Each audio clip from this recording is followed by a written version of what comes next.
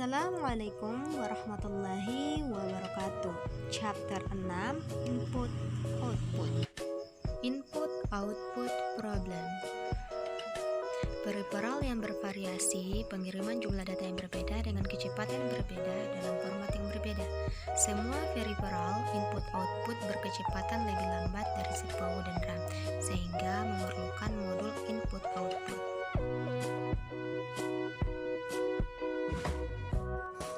Modul input-output merupakan peralatan antarmuka atau interface bagi sistem bus atau switch sentral dan mengontrol satu atau lebih perangkat peripheral.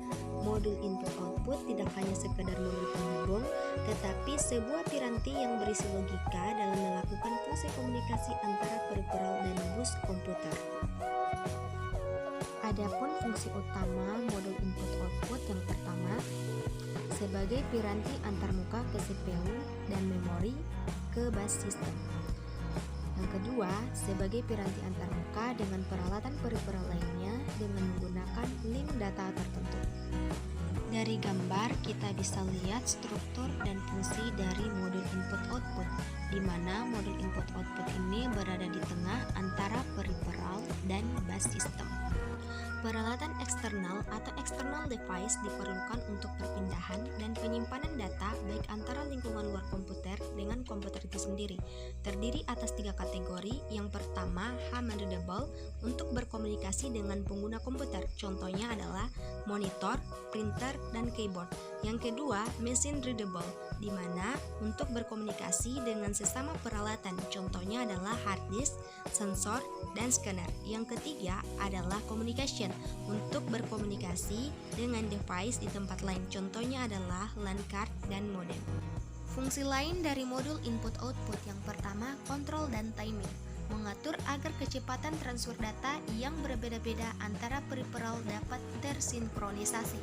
Yang kedua, komunikasi prosesor, untuk mengirimkan data dan kontrol atau perintah dari prosesor ke peripheral. Yang ketiga, komunikasi antar peripheral.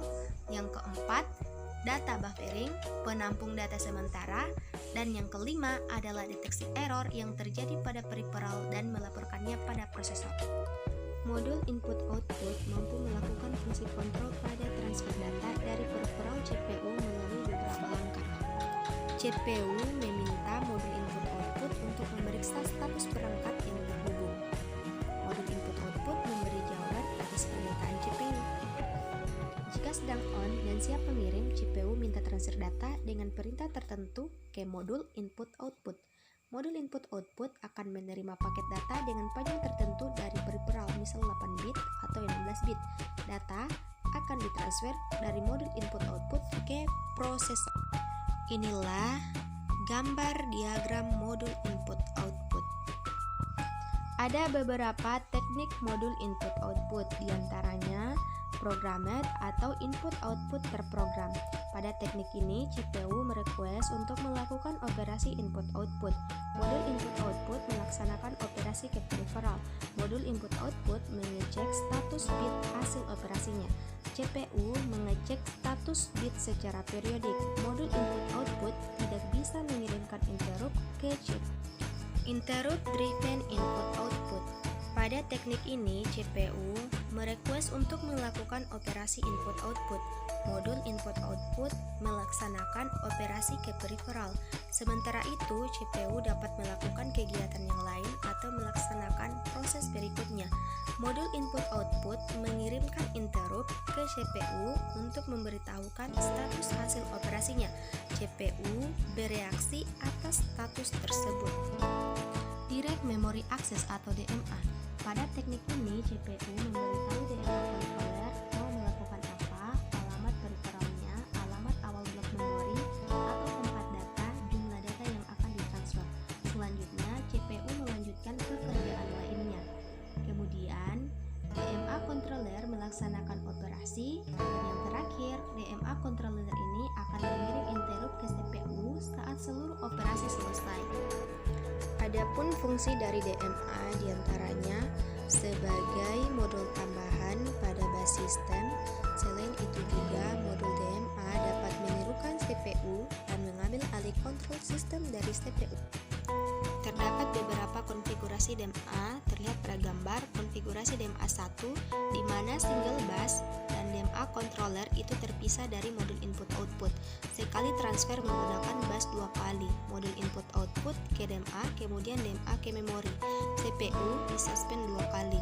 Konfigurasi DMA 2 terlihat pada gambar memiliki input-output bus tersendiri. Bus mensupport semua peripheral yang bisa DMA. Sekali transfer menggunakan bus 1 kali. DMA controller ke memori. CPU disuspend 1 kali. Konfigurasi DMA 3 terlihat pada gambar di mana single bus dan DMA controller itu terintegrasi dengan modul input-output. Controller dapat mensupport lebih dari satu peripheral. Sekali transfer dapat menggunakan bus 1 kali. DMA controller ke memori. CPU disuspend 1 kali. Input-output channels. Input-output channels adalah komponen perangkat keras independen yang mengkoordinasikan semua input-output ke sekumpulan pengontrol. Perangkat input-output semakin rumit dengan 3D graphic cards. CPU memerintahkan input-output controller melakukan transfer. Input-output controller melakukan semua transfer dengan kinerja, beban kerja CPU berkurang, kinerja keseluruhan meningkat.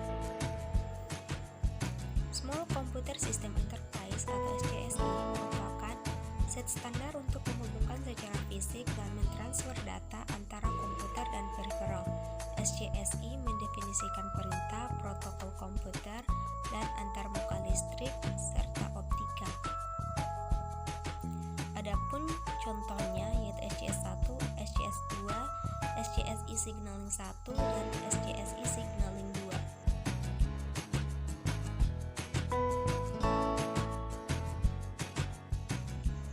Firewire dari layer stack. Pertama, fisik, yang termasuk di dalamnya ada media transmisi, kelistrikan, dan persinyalan karakteristik.